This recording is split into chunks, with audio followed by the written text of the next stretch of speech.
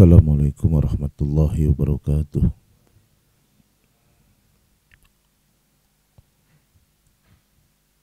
Bismillahirrahmanirrahim.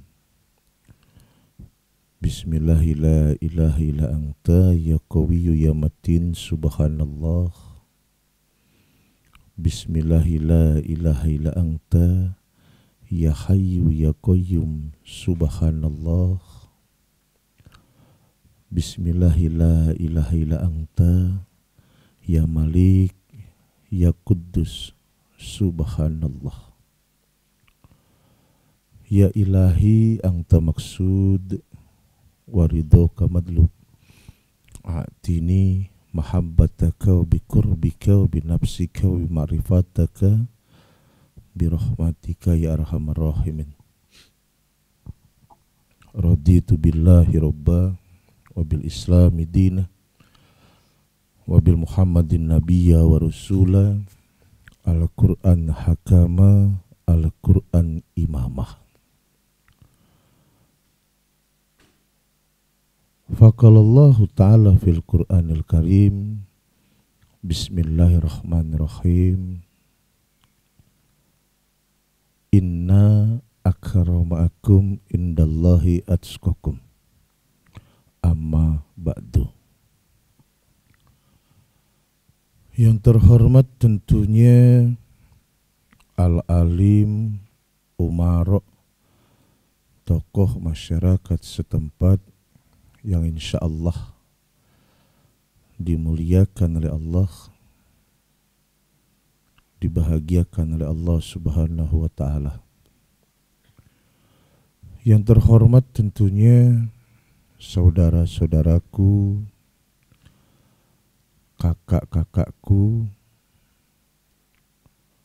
sahabat-sahabatku, ikhwan Majelis Taklim At-Tadhkir yang insya Allah dimuliakan, dibahagiakan oleh Allah Subhanahu wa ta'ala. Saudaraku rahimakumullah, tentunya tak pantas sebagai seorang hamba kalau kita tidak bersyukur, tidak berterima kasih kepada Allah atas limpahan rahmat dan karunia-Nya yang telah Allah berikan kepada kita dari awal sampai saat ini hingga nanti kita inna lillahi wa inna ilaihi rajiun. Allah sudah menyediakan, Allah sudah menyiapkan segala sesuatunya untuk kita. Insya Allah semua yang terbaik bagi hamba dan makhluknya. Saudaraku rahimakumullah, maka kami mengajak diri kami pribadi, juga mengajak kepada saudara-saudara tentunya, ayo berterima kasih kepada Allah. Bilisan selalu alhamdulillahi rabbil alamin. Biarkan tindak tanduknya terwujud akhlakul karimah. Dan tentunya terjaga dengan baik dan benar ibadahnya, pengabdiannya, penghambaannya melalui ibadah kepada Allah Subhanahu wa ta'ala. Itulah syukur. Barang siapa yang bersyukur akan ditambah oleh Allah kenikmatannya. Apabila dia tidak bersyukur, maka akan merugilah dirinya suatu hari nanti, karena azab Allah akan dihadirkan di dalam kehidupannya. Saudaraku rahimakumullah, maka ayo semangatlah. Jangan putus asalah. Jangan bimbang dan ragu. dalam mengabdikan diri kita kepada Allah. Kita diuji oleh Allah karena Allah ingin menaikkan derajat kita. Tak ada ceritanya di saat seseorang itu mengalami ujian kalau tidak ada sesuatu di balik ujian. Apapun itu.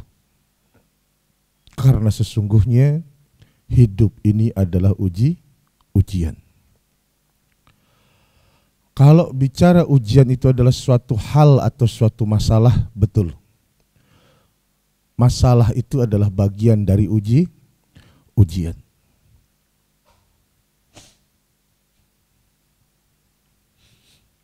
Masalah itu sudah hadir di saat kita baru keluar dari rahim ibunda kita. Itu sudah jadi masalah. Bahkan sebelum keluar dari rahim ibunda kita, kita sudah punya masalah. Masalah buat siapa? Salah satunya masalah buat ayah dan bunda kita. Maka semua yang hadir di bumi Allah ini sesungguhnya adalah ujian dari Allah Subhanahu wa ta'ala. Tinggal bagaimana kita menyikapinya. Kalau kita menyikapi dengan lapang dada, kalau kita menyikapi dengan selalu bersyukur dan berterima kasih kepada Allah, kalau kita menyikapi dengan tenang, dan kita bisa mencari solusi demi solusi dari setiap ujian yang dihadirkan oleh Allah. Kalau kita bisa menyikapi ujian dari Allah ini adalah sarana kita untuk lebih dekat kepada Allah Subhanahu wa ta'ala, tidak menutup kemungkinan di saat kita lulus itu membawa berkah bagi kehidupan kita, dunia maupun akhirat.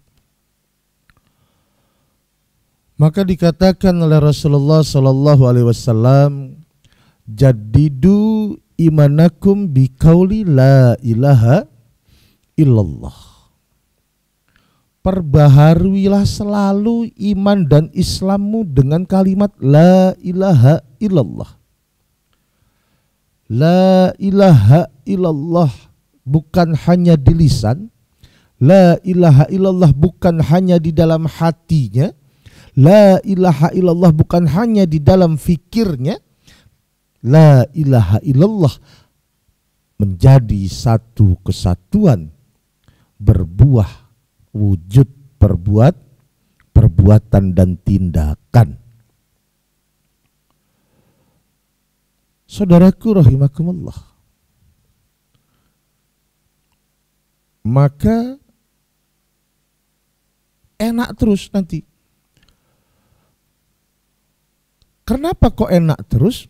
Karena selalu la haula wala quwata illa billahil aliyil azim.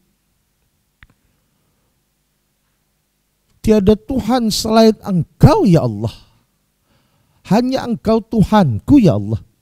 Dalam keadaan susahku, senangku, sakitku, sehatku, kayaku, miskinku, Engkau Tuhanku ya Allah. Karena sesungguhnya aku la haula wala quwata illa billahil aliyil azim. Sesungguhnya aku ini lemah tanpa keperkasaanmu ya Allah.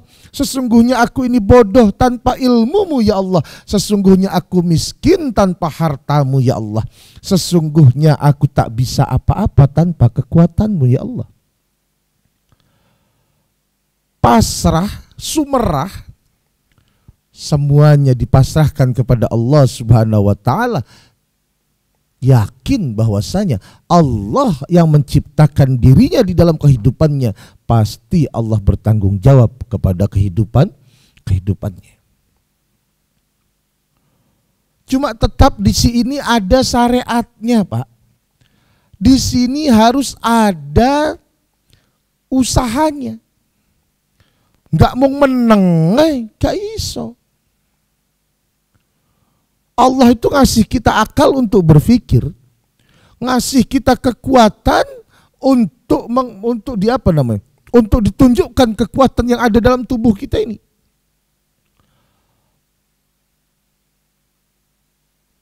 Karena kita adalah hamba Allah yang disempurnakan oleh Allah Subhanahu wa taala dari makhluk-makhluk ciptaan yang lain. Saudaraku rahimakumullah. Maka dikasihlah kita kekuatan, kaki kita dikuatkan oleh Allah, tangan kita dikuatkan oleh Allah, anggota tubuh kita dikuatkan oleh Allah, pikir kita dikuatkan oleh Allah. Akhirnya kita bisa berkarya di dalam kehidupan. Maka ayo taruhlah kesombongan. Sadarlah bahwasanya semua datang dari Allah Subhanahu wa ta'ala. Salawat teriring salam keharibaan junjungan agung Nabi besar Muhammad sallallahu alaihi wasallam yang kita nanti-nantikan syafaatnya fid din wal akhirah. Ayo kita hargai perjuangan beliau. Ayo kita contoh beliau sebagai suri tauladan bagi kehidupan kita. Karena benar sesungguhnya Nabiullah Muhammad sallallahu alaihi wasallam dihadirkan oleh Allah Subhanahu wa taala ke bumi Allah untuk menjadi contoh bagi umat manusia, khususnya umat akhir zaman. Saudaraku rahimakumullah, kita ini hidup di bumi Allah. Allah itu punya tujuan. Tujuannya Allah menciptakan kita, wa ma khalaqtu jinna wal insa illal ya'budun. Tidaklah kuciptakan jin dan manusia hanya untuk ibadah. Ibadah ini luas sekali cakupannya. Ibadah ini luas sekali artinya. Ibadah itu bukan hanya sholat 5 waktu. Ibadah itu bukan hanya puasa. Ibadah itu bukan hanya pergi ke tanah suci. Ibadah itu juga bukan hanya sekedar membaca Al-Quranul Karim. Ibadah itu harus jelas maksud dan tujuannya. Apa salah satu maksud dan tujuan dari ibadah? Jadi harus tahu sebagai umat muslim.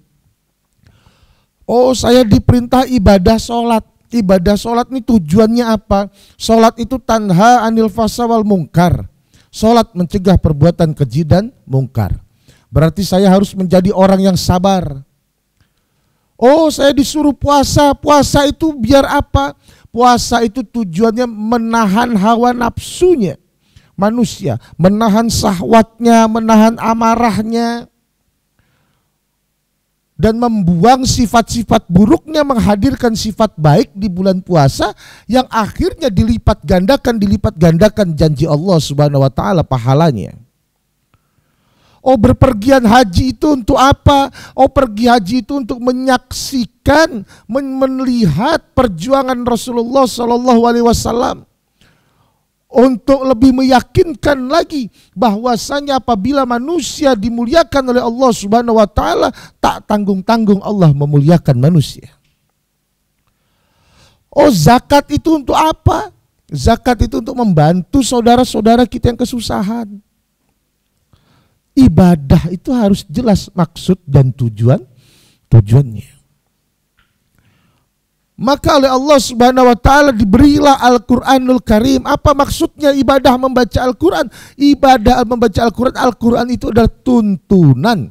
Al-Qur'an itu adalah hukum. Al-Qur'an itu adalah petunjuk bagi umat manusia. Hudalin nas, Al-Qur'an itu. Saudaraku rahimakumullah. Nah, sekarang kita sama Allah Subhanahu wa taala kita dikumpulkan di majelis taklim ini. Dikumpulkan di tempat ini untuk belajar ibadah. Belajar ibadah sholat, belajar ibadah puasa, belajar ibadah membaca Al-Quran, belajar ibadah umroh dan haji, belajar ibadah zakat. Tujuannya apa? Sampean, saudara-saudaraku, ngaji ke sini, belajar ibadah, tak takon Jal, tujuannya apa? Betul? Dan saya yakin tujuannya sama saya. Saya tujuan mendekatkan diri saya kepada Allah agar saya menjadi semakin baik di mata manusia, juga terutama baik di mata Allah Subhanahu wa taala. Tujuan saya ngaji bukan karena harta, karena kalau saya ngaji karena harta, gak dapat harta saya berhenti ngaji, gak dapat harta saya berhenti ngaji. Jadi tujuan saya ibadah bukan karena harta, karena kalau karena harta dapat tidak dapat saya akan berhenti ngaji atau ibadah. Kalau tujuannya karena kekuatan, ya kalau dapat kekuatan gak dapat kekuatan berhenti ibadah. Tujuannya apa sekarang?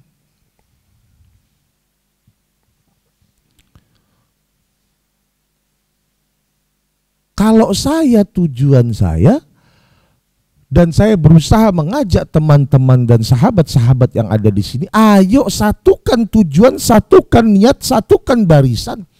Tujuanku mengabdikan diriku kepada Allah Subhanahu wa taala untuk melatih agar aku ikhlas dengan ketentuan-ketentuannya Allah. Untuk melatih tubuh ini, karena tubuh ini banyak salah, maka aku mendekati yang maha benar agar tercipta kebenaran di dalam kehidupan. Mendekati yang maha Rahman dan Rahim agar tercipta Rahman dan Rahim di dalam kehidupan. Jadi punya tujuan yang jelas. Tidak asal-asalan.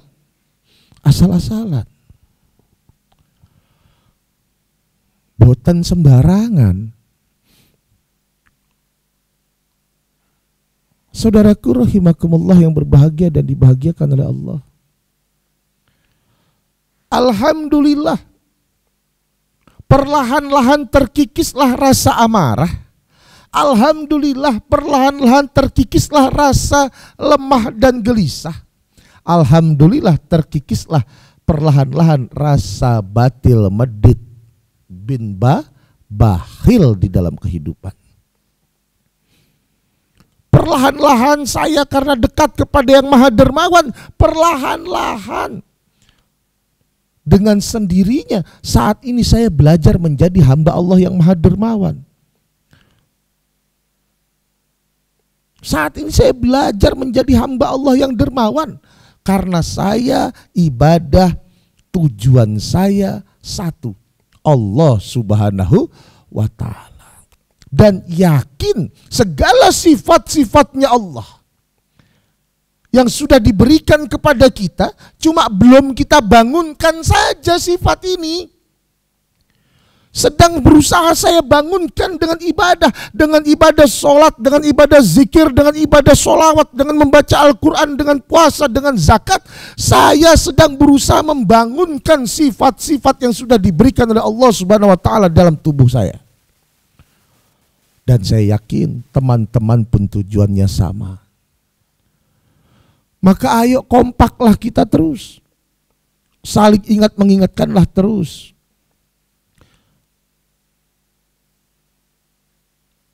Kenapa Pak? Kalau kita nggak saling ingat mengingatkan, akhirnya nanti kita diam-diaman tak ada rasa peduli satu dengan yang lainnya.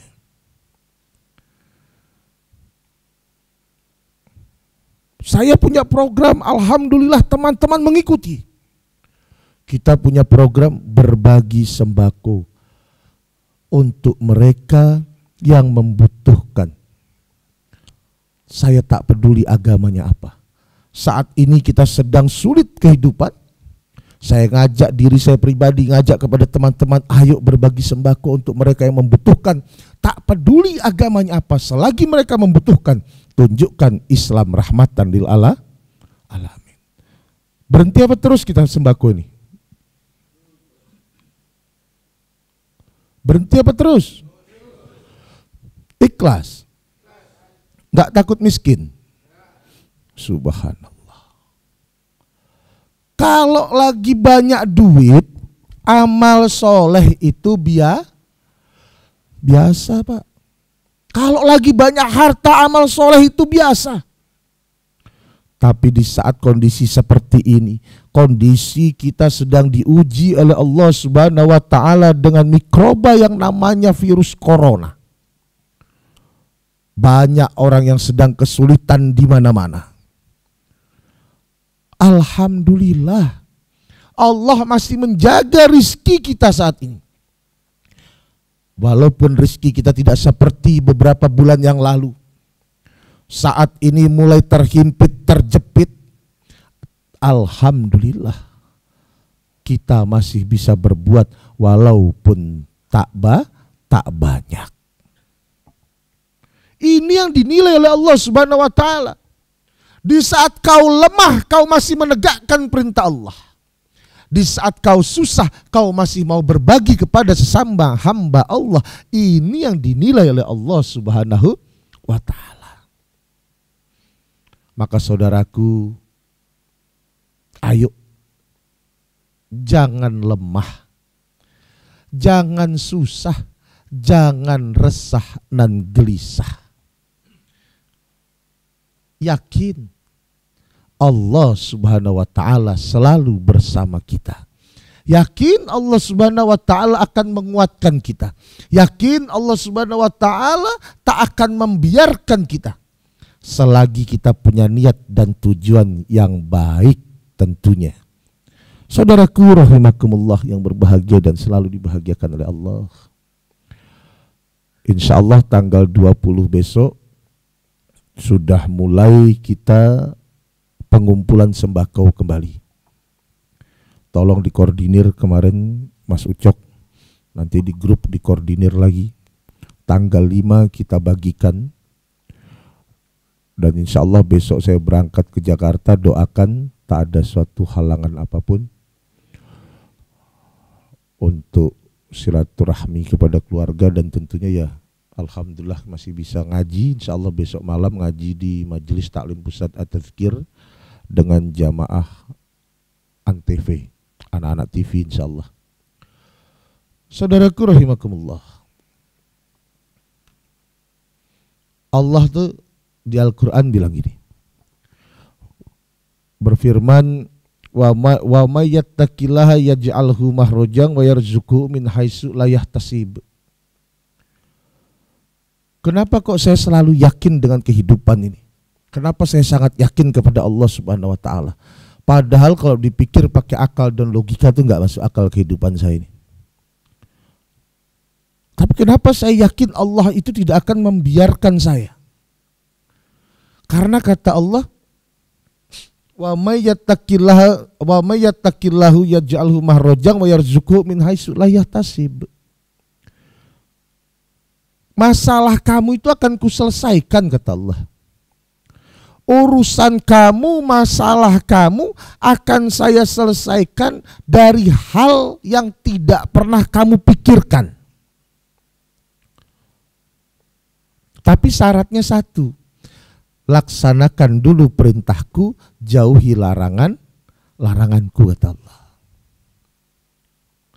Laksanakan dulu perintahku dengan baik dan benar, dan jauhi laranganku, kata Allah. Maka masalahmu akan kuselesaikan dari hal yang tidak pernah kamu sangka, dari hal yang tidak pernah kamu duga.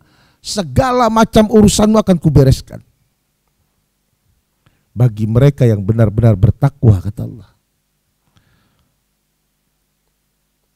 Saudaraku rahimakumullah, maka ayo deh ciptakan rasa malu sama Allah, ciptakan rasa takut sama Allah.